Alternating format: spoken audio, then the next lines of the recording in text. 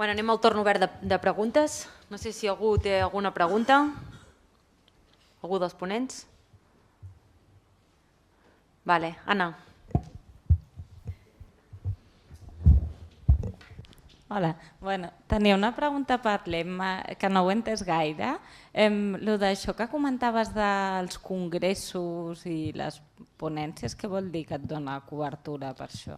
Que no Doncs ho a he vegades de la participació en algun congrés o de la participació en alguna activitat formativa, i sobretot si se'n fa amb pacients, perquè a vegades es fa amb pacients, doncs si d'això se'n derivés alguna responsabilitat també et donaria cobertura, cosa que moltes pòlisses no fan. És això. Vale?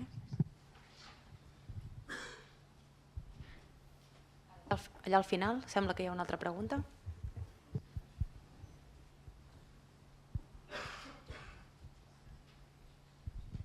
Tengo una pregunta para Pablo. ¿Cuánto tiempo de anticipación es necesario para estar aceptado en un fellowship en Canadá? Esto es una. Segundo, ¿cuántas horas más o menos trabajas a la semana? Y tercero, si conociste algún fellow que tuviera hijos y si es posible compatibilizarlo con la familia. Vale, bueno, por partes. Lo primero, el tema del tiempo que tarda en tener la aceptación. La aceptación en realidad es bastante rápido, es simplemente el hospital, dependiendo un poco del periodo de selección y así, pero normalmente si ellos están interesados, la respuesta te la pueden dar rápido, en varias semanas, en cuestión de un mes normalmente te contestan. Otro tema es el tiempo que te lleva a hacer los trámites desde que te han aceptado. Eso lleva tiempo y una de las cosas que te condiciona más es la embajada. Tener un work permit, a pesar de tener todo aceptado y todos los papeles en regla, que te ha enviado el hospital y te ha enviado la universidad, etcétera, etcétera, te puede llevar como mínimo 3 o 4 meses. Porque bueno, no lo facilita mucho Canadá, al menos con España. La embajada española en Canadá está diseñada para los canadienses si tienen problemas en España.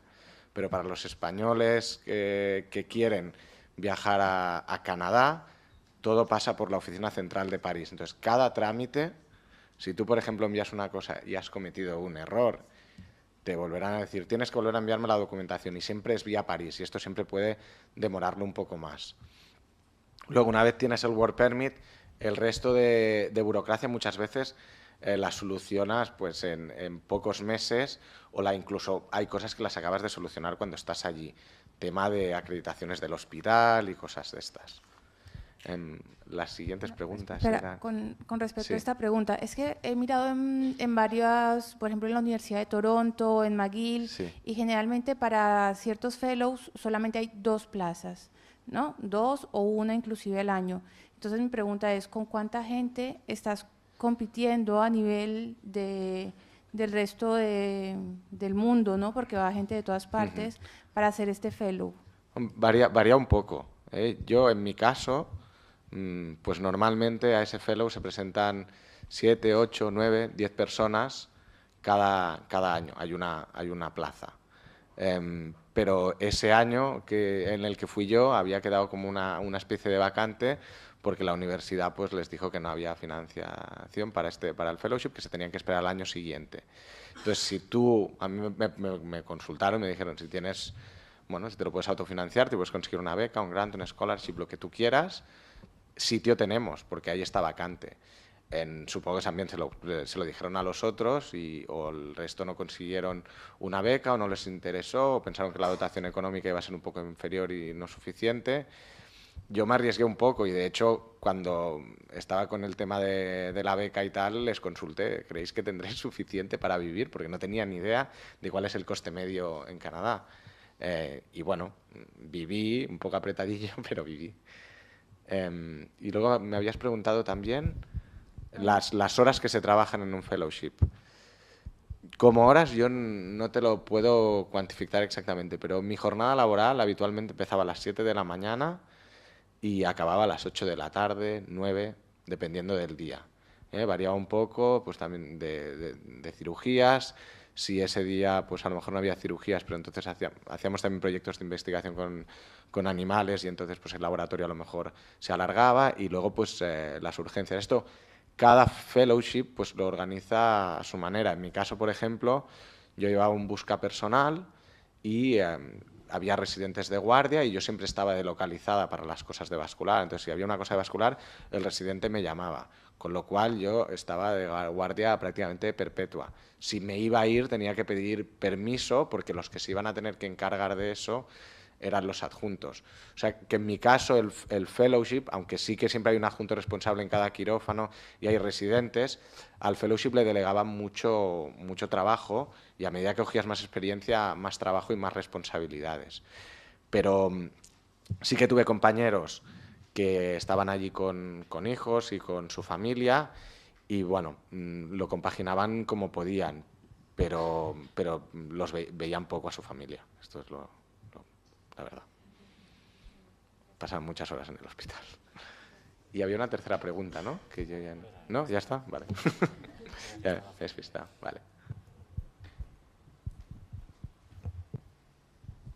Una pregunta pel senyor Gams, i és a veure què em pensava sobre el fet que la majoria d'ofertes de treball no s'arriben a publicar al col·legi. Suposo que sobretot des de la concertada. Jo almenys vaig acabar fa 2 anys i potser he fet 4 o 5 entrevistes i crec que només una estava publicada. A veure, òbviament nosaltres no som l'únic servei que ofereix ofertes de treball, no? Quins són els nostres avantatges des del punt de vista de l'empresari? Si jo sóc empresari o oferent de feina, deixem-ho així, clínica, hospital, tinc un desavantatge, que és que sé que m'apretaran. No em valdrà posar allò de oferta, horario variable, condiciones de contratación posibles y dependiendo de la valía del candidato. Això nosaltres no ens ho mengem, perquè creiem, i tenim la indicació de la Junta de fer-ho així, que necessitem que establir mínimament que les ofertes que us fem arribar tinguin un horari que després pot ser flexible o negociable, unes condicions de treball, unes funcions, una responsabilitat i fins i tot un sou, una forquilla. Però parlo de feines una mica en condicions, no només feines d'aquestes de contracte mercantil, de mútues, sinó per hospitals de la XUP o... Sí, és que a vegades els hospitals de la XUP et diuen conveni XUP, però no diuen res més, no? Però està clar, d'una banda hi ha això. D'altra banda, quin avantatge tenim per les empreses? I és que som gratuïts i que els destriem al gra de la palla, és a dir, nosaltres tenim com a avantatge com a col·legi que si ens demana un neurocirurgià podrem acreditar que aquest és un neurocirurgià i que per tant no li arribarà algú, un vascular que sap alguna cosa perquè ell en sap molt de neurocirurgia. Intentem lluitar amb aquestes eines. Sí, però tenim la sensació que molts hospitals o centres ambulatoris de la XUP no us tenen en compte en aquest servei per fer aquesta feina d'estria del gra de la palla. Vull dir que directament les feines es troben per contactes, i és la impressió que tinc. Això és obvi. Sense que es publiquin enlloc, fins i tot. Això és obvi, i això, de fet, si jo sempre ho diem, la millor notícia seria que nosaltres no existíssim. I en el sector mèdic, sí, seria una bona notícia. Seria una bona notícia en la part d'enviament d'ofertes de treball, no en la part d'orientació, òbviament. I històricament i tradicionalment, i és així, moltes coses al mercat mèdic es mouen per contactes i així és, i és normal que així sigui. Quina és la nostra funció? En aquells llocs, diguéssim, on les entitats tenen més dificultats en trobar llocs, ja sigui perquè falta aquell tipus de professional o perquè estan allunyats de Barcelona, però vaja, tenim ofertes de tota mena, és a dir, des d'ofertes d'aquestes 720, diria que n'hi ha moltes de precàries, però n'hi ha moltes que dius, caram, no sé, tampoc he volgut portar més dades, n'hi ha al voltant d'un 20% són per l'estranger, clar, depèn de qui se'n vulguin per l'estranger. És veritat que el sector concertat, des de l'inici de la crisi, era un gran client nostre, ens posava moltes ofertes i des de l'inici de la crisi ens n'ha posat molt poques, igual que el sector públic, que pràcticament ha desaparegut. Si notem en els darrers, jo diria des de fa un any, que ens tornen a fer servir més. De què depèn? és difícil d'establir això de vegades, del creixement dels serveis, del pressupost, de les necessitats. Ara, segons quines especialitats, jo si tingués una vareta màgica i us pogués multiplicar, diguéssim, això també va molt... Sempre tendim a entendre el mercat mèdic com una cosa unívoca i sencera, i no. El mercat mèdic són 40... A Catalunya són 46 especialitats multiplicats per 4 províncies. Fins i tot està per més. Per tant, i en canvi hi ha altres especialitats de molt difícil col·locació. Clar, a mi ens venen segons quines especialitats i caram, no t'han posat una oferta des de l'any 2008, potser, saps? Però vaja, és evident, no som els únics, som uns més que oferim unes certes garanties i avantatges tant per vosaltres com per les empreses.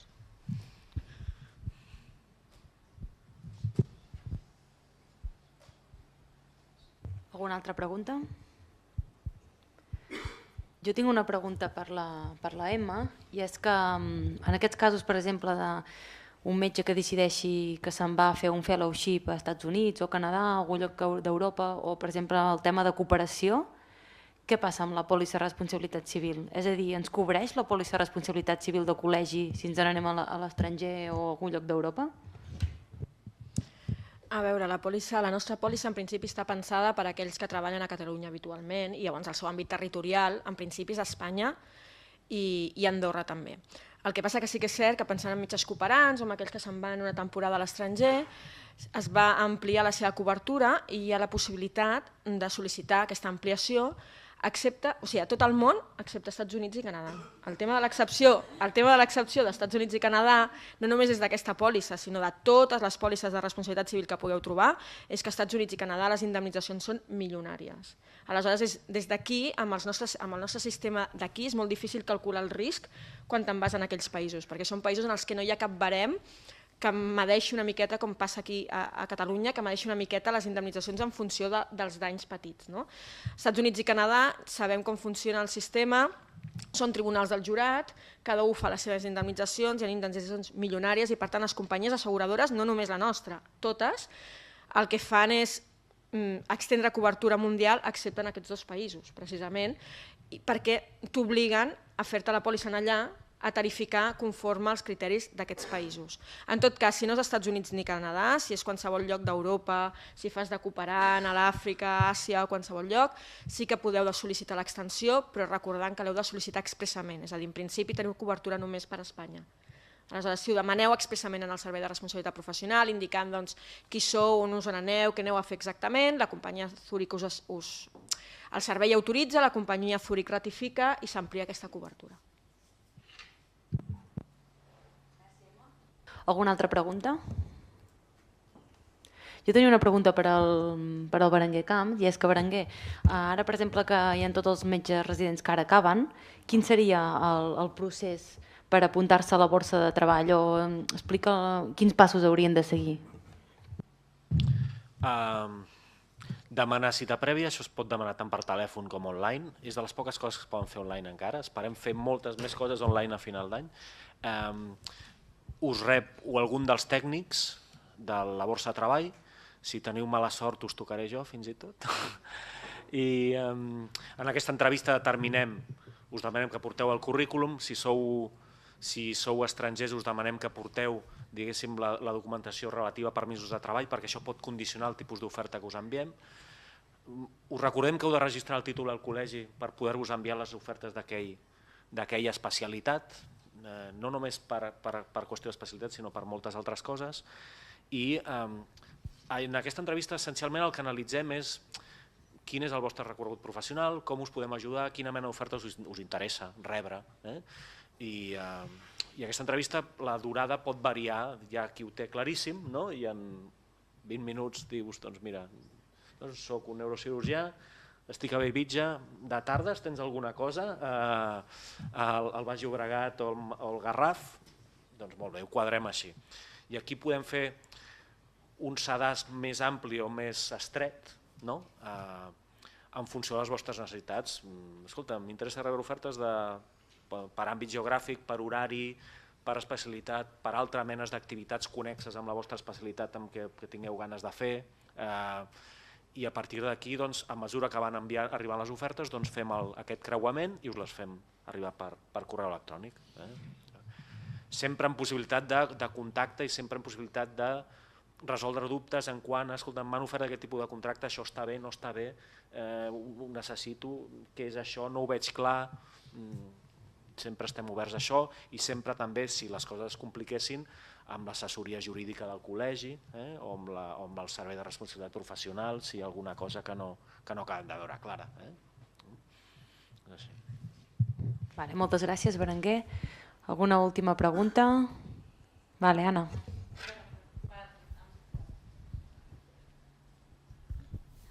Parlem una altra vegada. És respecte al que comentaves, no parlar específicament d'altres companyies, però una mica el que deies de la lletra petita, que quines diferències hi ha, perquè clar, a priori sembla més econòmic a vegades perquè potser va per especialitats i alguna especialitat et pot sortir més econòmica, però una miqueta si pots explicar els avantatges.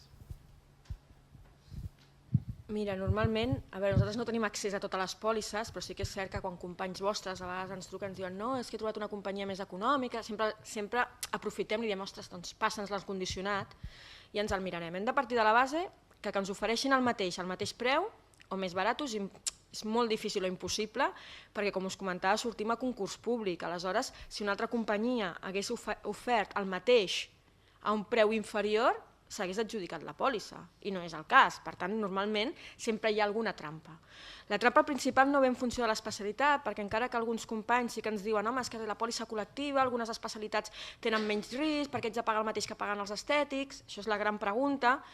La resposta sempre és la mateixa. Segurament el fet de ser una pòlissa col·lectiva, segurament no és, el fet de ser una pòlissa col·lectiva que té 25.000 assegurats darrere ens permet negociar molt i ajustar molt la prima, amb independència de l'especialitat. El que vull dir és que segurament encara que siguis una especialitat de menor risc, com pot ser un dermatòleg, en relació a un plàstic, si el dermatòleg individualment va a contractar una pòlissa, ell com a persona, segurament pagarà més que amb la pòlissa col·lectiva, perquè no és el mateix tenir 25.000 clients que un, això és obvi, no pots fer la mateixa pressió. Per tant, normalment, quan trobes una pòlissa més econòmica no és per l'especialitat, sinó normalment és perquè distingeixen entre activitat pública i activitat privada.